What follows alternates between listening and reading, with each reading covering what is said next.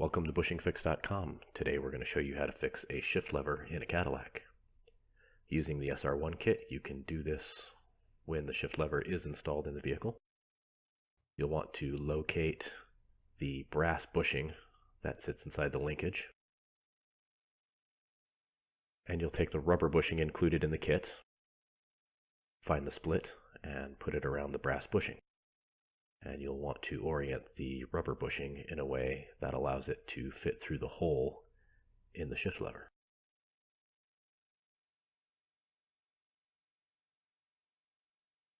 After it's all the way in place, you can push it through the hole and use a pick or a pocket screwdriver to shift everything else in the opposite direction like that. Next, you'll want to locate the steel washer that comes in the kit.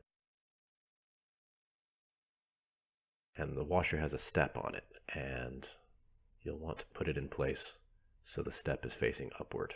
If you try to put this in upside down, it will not go into place.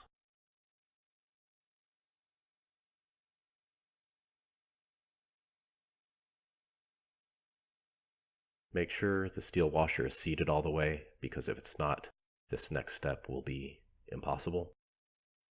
You'll want to take a pick or your pocket screwdriver and slide the brass bushing so it goes through the center of the washer.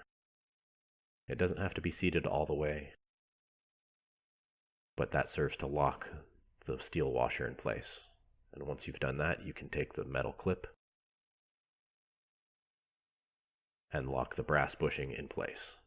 That holds everything together, and everything should pivot freely.